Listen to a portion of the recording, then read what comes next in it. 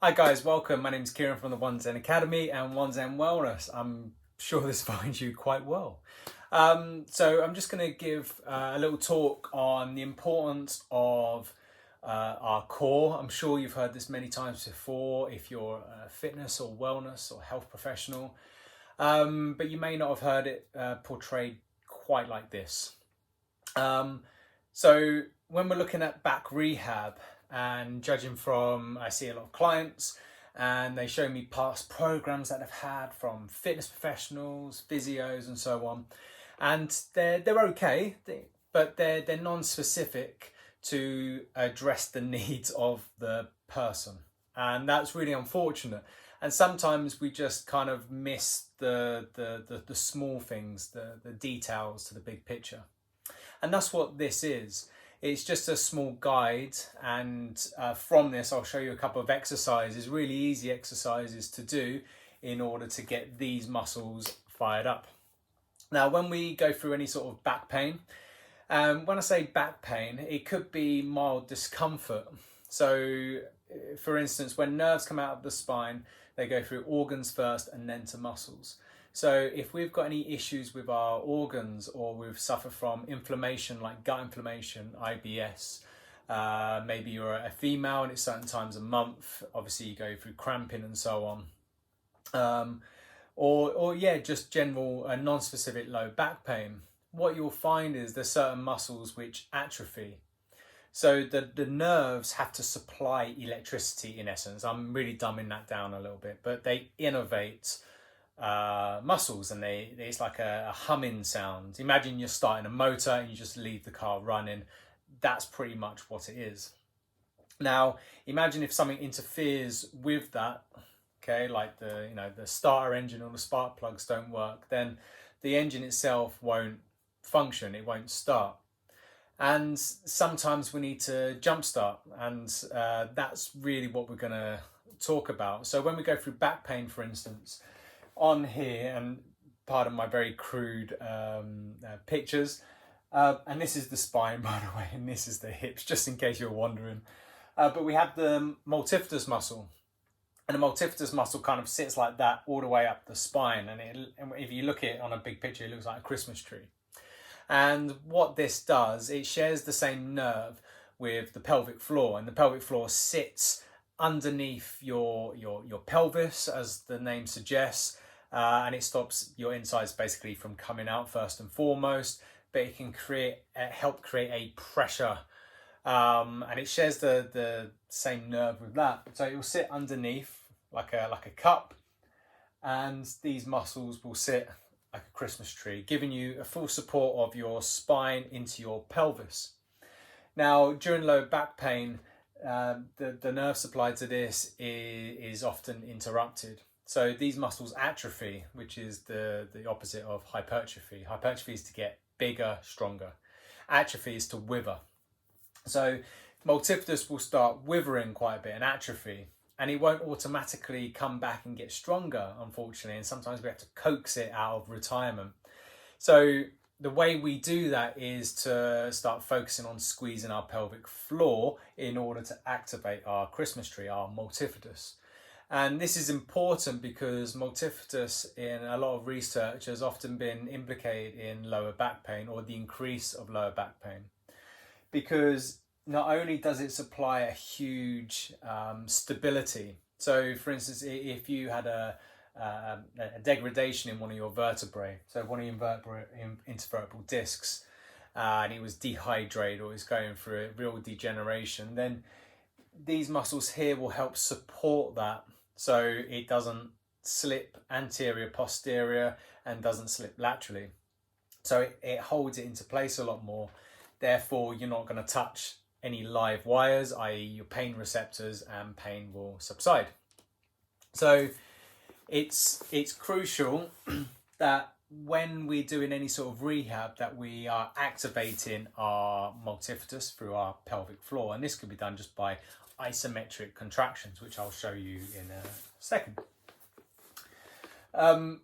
But we also, what you'll find is people who do a lot of things like deadlifts will get huge activation from this, because the deadlift, for instance, forces you into a certain breathing pattern, a certain intra-abdominal compression, and obviously you're going through an extension force. So it kind of forces you in that.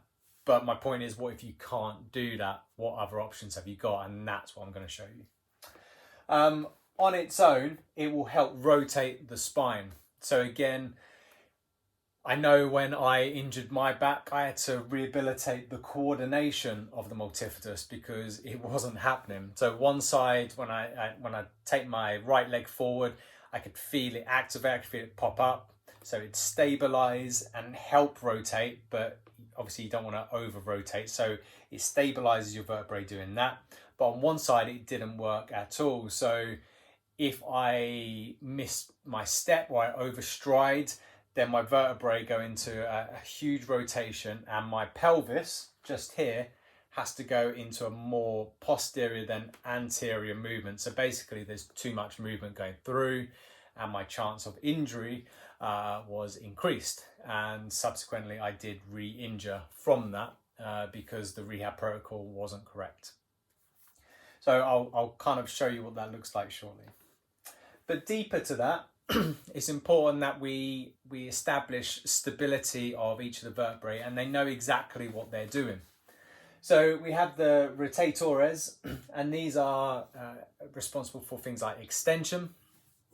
So as you can see here, they go obliquely, they go diagonally, and they're involved in extension, lateral flexion and rotation. So extension force, a lateral extension force and a rotation. Now they don't necessarily cause that movement to happen, but they stabilize in that position. So they allow the appropriate amount of movement to go through. We then have intertransversare and interspinalis. Okay, and these go up the side of the spine and down the length of the spine. And these will definitely create stability. Okay, stability going forwards and backwards, flexion and extension. So they give you that trunk support. They tell the nervous system, because they have huge amount of nerves to them, they tell the nervous system where your spine is in space and time, and we call that proprioception. So again, in any spinal rehab, activating these or strengthening these or making them more resilient is crucial. So we want that stability there, especially if we're suffering from any lower back pain or we have any degradation in any of the vertebrae. And we want to get multifidus fired up along with your pelvic floor. And that should be the start of any core stroke back rehab. If this is missed and we go more to like the bigger muscles, and a lot of physios are in danger of doing this, is that they prescribe the plank. And the plank is fantastic as an isometric standalone exercise, but in the bigger picture, it's not the best. And the reason for that is because it activates more things globally. So you've got your rectus abdominis, you've got your obliques, your external, internal obliques, and it activates them to isometrically contract. But the reality is, in natural movement, for instance, as we progress on, as I run, for instance, my trunk actually goes into an extension flexion. I stabilize in lateral flexion, and I need rotation. So straight away, the exercise there becomes redundant because I haven't progressed it on.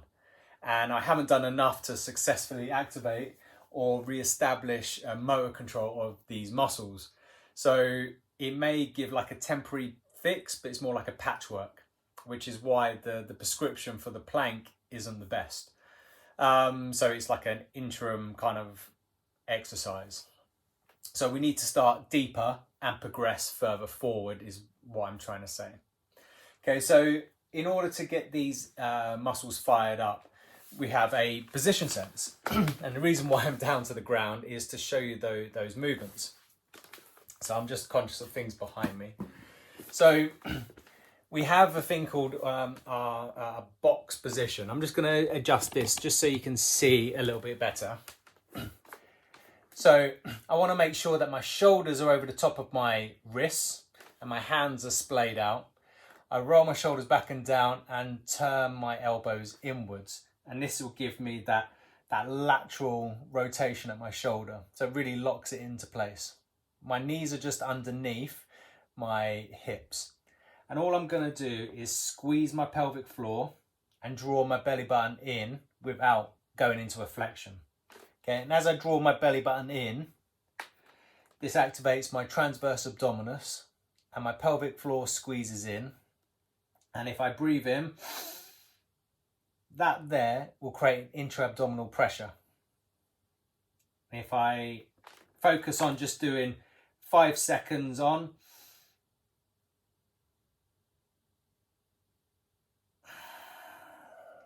and 2 seconds off, times 10 repetitions, that would be a good start.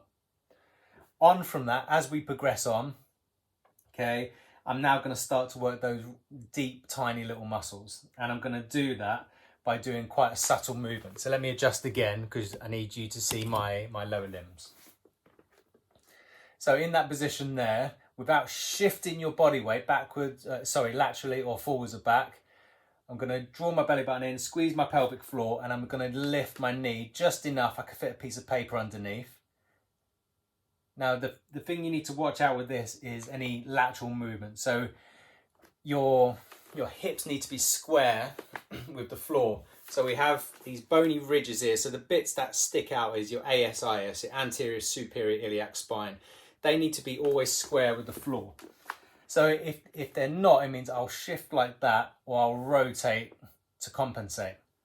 So my position needs to be exactly the same. I just need to distribute the load amongst the other limbs. I then do that for 10 seconds, reset, squeeze pelvic floor, belly button in, and lift the other side, just enough I can fit a piece of paper underneath, 10 seconds. And then some people find this easy, some people find it hard, especially if there's instability in the thoracic spine. But again, just lift one hand, lift the other, just enough you can fit a piece of paper underneath without shifting body weight. Next, we go to diagonal opposites. So now we're starting to focus on, the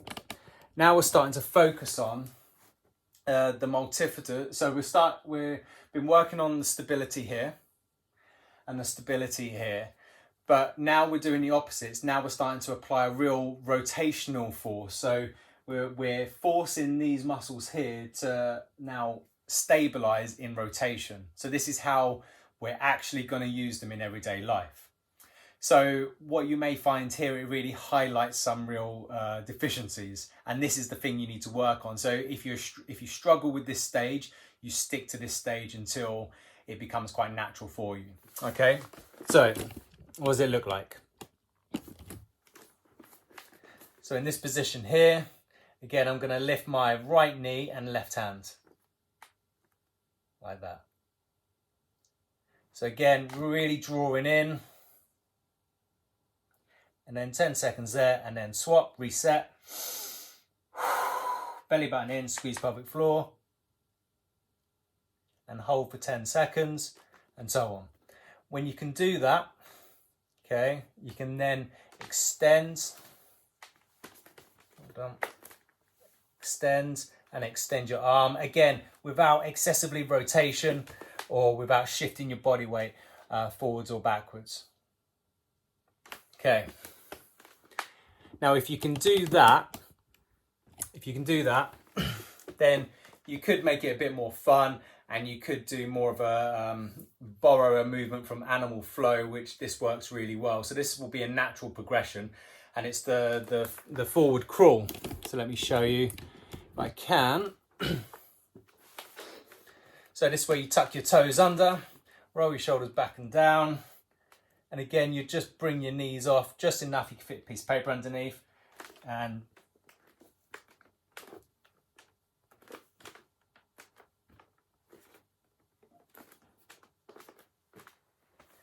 so we're just trying to control that locomotion forwards and backwards movement. And that's what our goal is to aim for that control, building that stability, but also building up that coordination. Now, in terms of back pain management, if for whatever reason you just can't do that at all, then you need to re-establish control of your pelvic floor and then multifidus. And you can do this by simply lying on the ground. Find your ASIS, remember that bony bit that sticks up, and you're going to drop 2 fingers just slightly in. Okay. Now you don't have to push in, but when you squeeze your pelvic floor, so imagine you're busting to go to the toilet, and if you squeeze that, you'll feel it pop up, because it's like it wraps all around that area. You'll feel it pop up. So squeeze, and I'll squeeze it between 5 to 10 seconds on, and then 5 seconds or 2 breaths off. And then squeeze again, and again you'll feel it pop up. And what this can do, it can override any pain that you might be going through with regards to, well, any pain really. What I would also recommend is, if any of these you were struggling with, then try not to go into any weighted squats or deadlifts or any really intense running until these are mastered. Because until these are mastered, if it's highlighting a deficiency in stabilizing rotation or extension here, you can imagine it's even more compounded when you're taking those limbs into an extreme range of motion, such as running, or a compressive or distraction force, such as deadlifts and squats. So make sure you master these first. Okay. Now, I hope this does make sense, and it's really important that we establish stability going through these muscles and the multifidus, and then we can create a layered approach on top of that. And then after you've done these, you can do things like plank, but make sure that you progress the plank on to something more movement based. Okay, I hope that makes sense for you. So if you do suffer from lower back pain, or you are a fitness or wellness or health professional, then try these methods out. For me, in a clinic setting, I've had so much success just using this fairly objective approach, starting where someone is rather than where you want them to be, and not just blindly just saying, oh, here's some core exercises, do these. Let's really think about what we need to improve in ourselves maybe, or in our clients. And that's really the crucial part. We also go through all of this plus so much more on our diploma in personal training. So if you are interested in knowing more about this and you want an actual qualification that you can call your own and maybe earn some money from, we can do that. So we have courses constantly running, and most of our courses are via Zoom, and then we have obviously the in-person practical part, but we spread it out over 7 months. So the commitment on your part is just little pockets of time and obviously money. So I hope this makes sense. If it doesn't, then please message me. If you enjoy these videos, then please make positive comments on our YouTube channel, and please share with friends and get them to subscribe. Let me know that you love this stuff or you don't, and I'll move on. So thank you for joining me. My name's Kieran. Thank you.